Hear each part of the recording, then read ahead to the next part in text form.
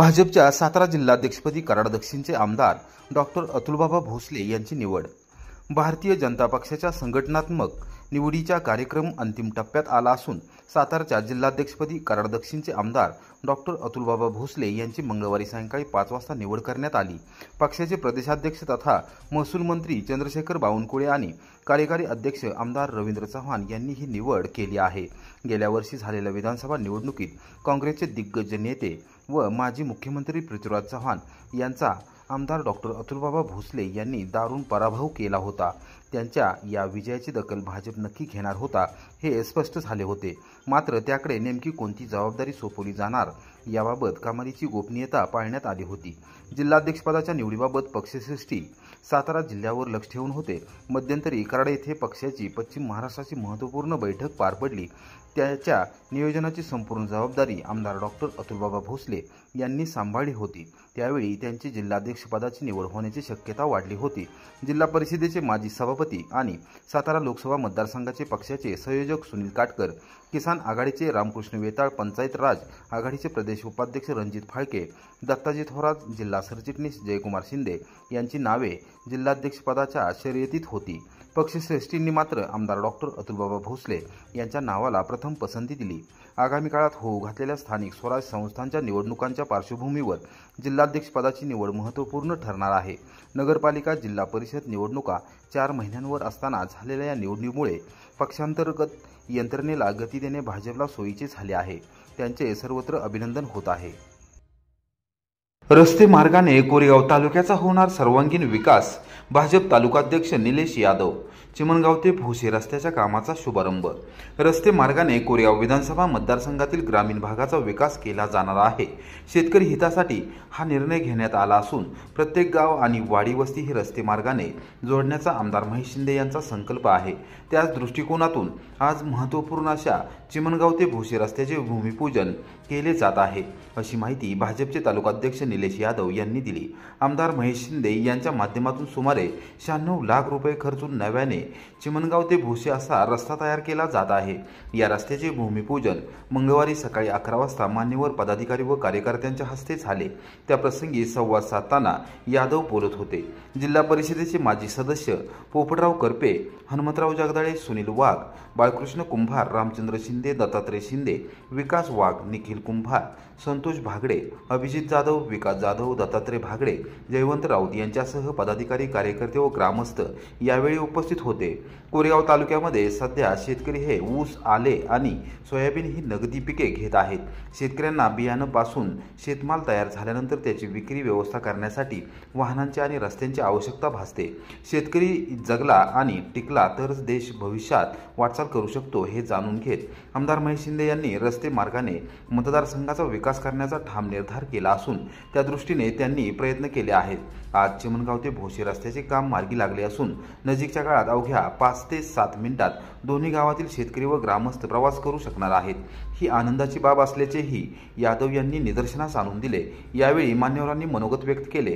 कार्यक्रमास भारतीय जनता युवा मोर्चाचे सरचिटणीस अमोल माने, रमेश अप्पा माने, शंकरबाबा कदम, समाधान माने, रवींद्र माने, वसंत रासकर, शिवाजी शिंदे, मदन शिंदे, विजय माने, तानाजी माने, मोहन इंगवले, सोमनाथ माने, नितीन गोडसे, हेमंत इंगवले, बळीराम माने, लहुराज माने, विलास माने, बाळासाहेब गिरी, शुभम माने, शुभम कदम, विजय इंगवले, मकरंद माने यांच्यासह चिमणगाव भोसे परिसरातील माहितीचे पदाधिकारी, कार्यकर्ते व ग्रामस्थ यावेळी उपस्थित होते। चिमणगाव भोसे रस्त्याचा खऱ्या अर्थानं या पंचक्रोशीत लोकांचा अतिशय आनंदाचा असा दिवस आहे। गेली कित्येक वर्ष, जवळजवळ 30 वर्ष हा रस्ता पूर्ण नव्हता आणि येथील जे शेतकरी आहेत त्या शेतकऱ्यांना चिमणगाव असेल, भोसे असेल किंवा पंचक्रोशीतील अनेक गावे असतील त्यांना येण्या जाण्यासाठीचा जे दळणवळणाचा जो प्रमुख ग्रामीण रस्ता आहे हा ग्रामीण रस्ता अपूर्ण होता। खऱ्या अर्थानं आज नामदार महेशदादा शिंदे साहेब यांच्या माध्यमातून 30 वर्षाचा बॅकलॉग भरून आज हा भोसे चिमणगाव रस्ता पूर्णत्वास जात आहे आणि खऱ्या अर्थानं आमच्या या सर्व शेतकऱ्यांना समाधान वाटत आहे की आज एवढा मोठा जो रस्ता होता हा रस्ता पूर्ण अपूर्ण होता। गुडघे एवढे खड्डे होते, परंतु साहेबांनी टप्प्याटप्प्याने या ठिकाणी निधी टाकून आज या ठिकाणी 96 लक्ष रुपयेचं काम या ठिकाणी डांबरीकरणाचं चालू होते, जो 600 मीटरचा टप्पा राहिलाय. पहिल्या टप्प्यामध्ये चिमणगाव पासून सुर्ले वस्तीपर्यंत 90 लक्ष रुपयाचं काम केलं. त्यानंतर जिल्हा नियोजन समितीमधून 25 लक्ष रुपयाचं काम केलं आणि हा शेवटचा टप्पा जयवंतराव यांच्या शेतापासून ते माने यांच्यापर्यंत शेतापर्यंत पूर्ण होतोय. आज खऱ्या अर्थानं आम्हा सर्वांना आनंद होतोय की कार्यसम्राट नामदार महेशदादा शिंदे साहेब खऱ्या अर्थानं शेतकऱ्यांच्या आणि ग्रामीण भागातील जे रस्त्याचं दळणवळणाचं जे काम करतायत ते अतिशय चांगलं आहे. आज ग्रामीण भागात कोरेगाव विधानसभा मतदारसंघामध्ये जे रस्त्याचं जाळं विणलं जातंय याच्या माध्यमातून खऱ्या अर्थानं शेतकरी समृद्ध होईल, एकामेकाची देवाणघेवाण गावाची जवळीक वाढेल आणि खऱ्या अर्थानं आर्थिक असेल, सामाजिक असेल आणि लोकांच्या शारीरिक अडचणी ज्या रस्त्याच्या खराब रस्त्यामुळे होत होत्या त्या होणार नाहीत. आम्ही मनापासून आमदार महेशदादा शिंदे साहेब यांचं आभार व्यक्त करतो. खऱ्या अर्थानं त्यांनी या रस्त्याचा प्रश्न मार्गी लावला म्हणून बोसे ग्रामस्थ असतील, चिमणगाव ग्रामस्थ असतील यांच्या वतीनं मी महेशदादा शिंदे साहेब यांचं मनापासून आभार व्यक्त करतो.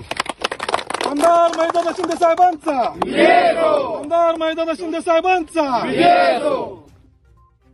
कोरेगाव आगाराचा गलाथान कारभार. बस स्थानकापासून अवघ्या 300 मीटरवर जाऊन बस पडली, पण प्रवाशांना चांगलाच मनस्ताप. ऐन उन्हाळ्यात मंगळवारी सायंकाळी कोरेगावहून कराडकडे निघालेली एसटी बस मुख्य बस स्थानकापासून अवघ्या 300 मीटर अंतरावर जाऊन बंद पडली.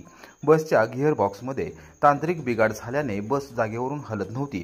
अखेरीस चालकाने आगारात चालत जाऊन पर्यायी बस आणली आणि त्यातून प्रवाशांना घेत कराडकडे धाव घेतली. एकूणच आगारात गलाथान कारभार सुरू असून वरिष्ठ अधिकारी बसेसच्या दुरुस्तीकडे लक्ष देणार तरी कधी, असा सवाल उपस्थित होत आहे.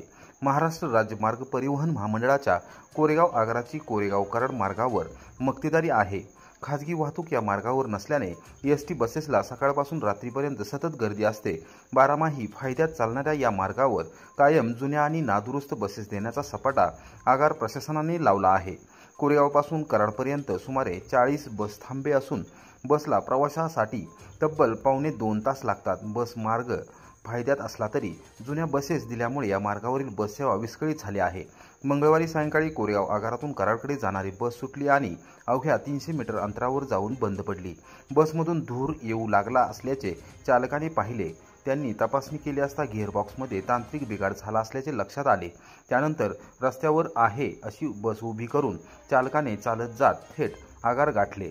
तेथे आपले गाराणे मांडून पर्यायी बस घेतली आणि जुन्या बसमधील प्रवाशांना उतरून घेत कराडकडे मार्गक्रमण केले. यामध्ये सुमारे अर्धा तास वेळ गेला. विशेष म्हणजे अवघ्या 300 मीटर अंतरावर बस बंद पडली तरी आगार प्रशासनाला त्याबाबत माहिती नव्हती.